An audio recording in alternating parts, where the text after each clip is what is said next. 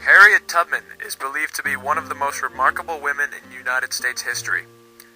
By overcoming a childhood of restriction and inequality as a slave, she fulfilled her dream to free her people and herself. Some say she was the only one capable of freeing slaves by the hundreds. She single-handedly saved the lives and generations of many African American families, and in the act to abolish slavery, the Underground Railroad was a key component in helping slaves find their way to freedom. Harriet Tubman, being a conductor of said Underground Railroad, was the largest reason as to why so many slaves achieved their goal of liberty. Araminta Ross was born into harsh slave conditions in 1822. Growing up, she was subdued to poor treatment from her slave master, Edward Brodess, which eventually became the cause of her visions of abolishing slavery. In 1834, she was hit in the head with a large metal object, which eventually caused severe brain problems and side effects of random epileptic occurrences.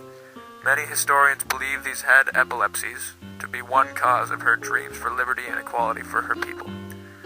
As a young slave, she often worked into the hardest conditions, which expressed her determined and hardworking personality.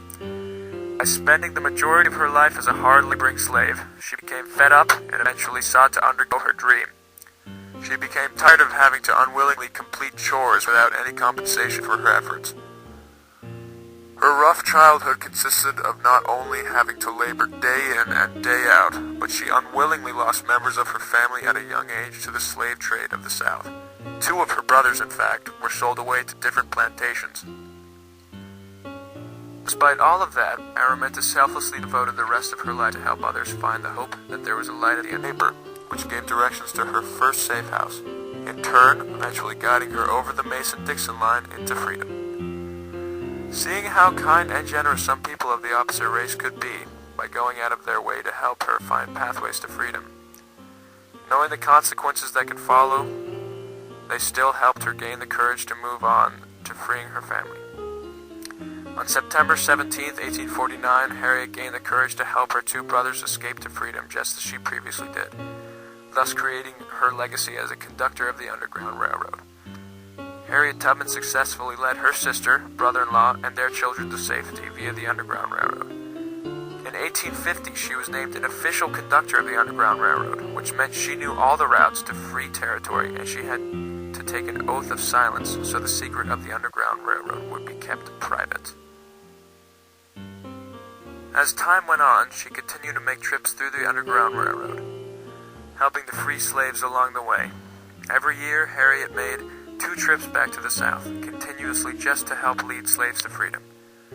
"I never ran my train off the track and I never lost a passenger," said Harriet. Harriet was a free slave by this time, but that did not stop her from wanting to help other slaves achieve their common dream of finally being free. But it would not be for another 7 years until she would be able to free her parents. She took her father and mother to Thomas Garrett, who arranged for their passage to Canada. Because of her newfound legacy, Harriet Tubman was a huge part in organizing John Brown's raid on Harper's Ferry. In Canada, she met famed abolitionist John Brown, a radical abolitionist at that, who had heard much about Harriet. When Brown met Tubman, he was overwhelmed by her intelligence and bearing and shouted, "Tubman, General Tubman, General Tubman." From then on, many would refer to her by this name. Brown called Harriet one of the best and bravest persons on this continent. She worked closely with Brown and reportedly missed the raid on Harper's Ferry only due to illness. In 1860, she made her final rescue to free slaves. In total, she guided over 300 slaves to freedom by making 19 trips to the South. By 1860, in Troy, New York, in which she set her mind to setting free a fugitive who had been captured and was being held at the office of the United States Commissioner.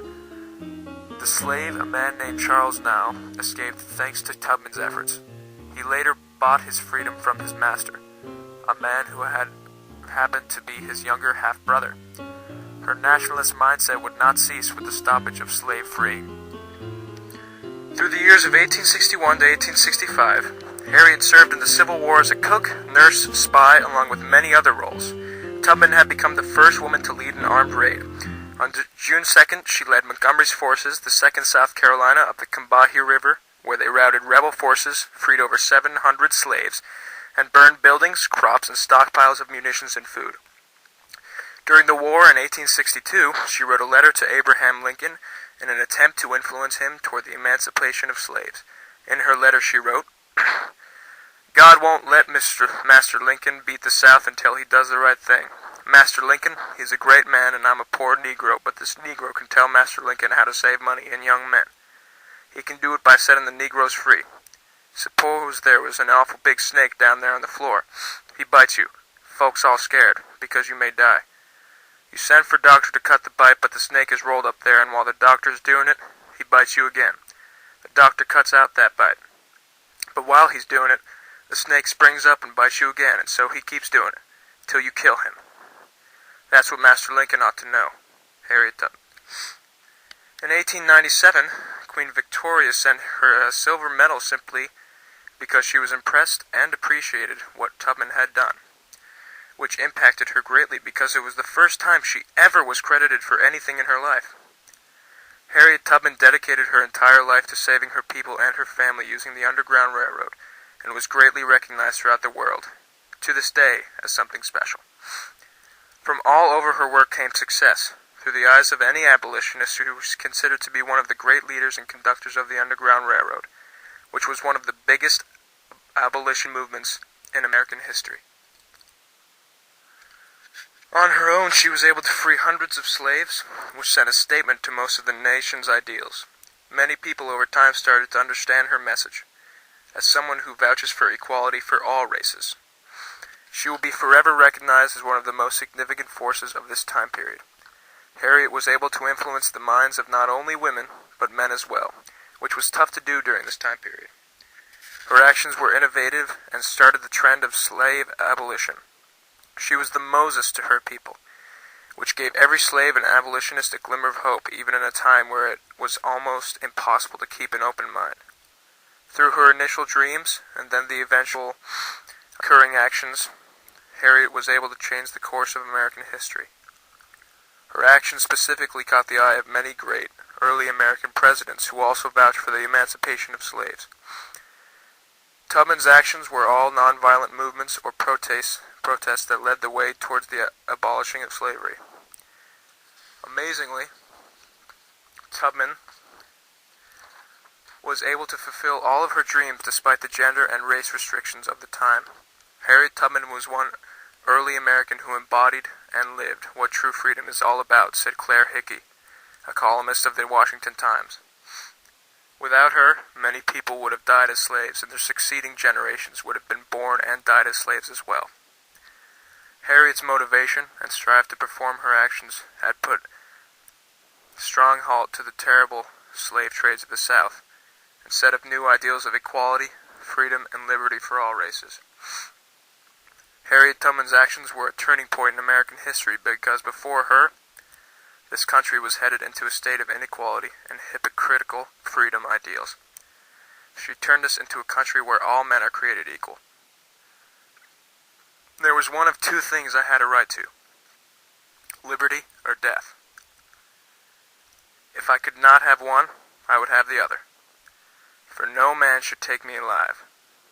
I should fight for my liberty as long as my strength lasted. And when the time came for me to go, the Lord would let them take me," said Harriet Tubman, one of the biggest conductors of the Underground Railroad and the Moses to her people. She will be forever remembered as one of the largest forces in the abolishing of slavery.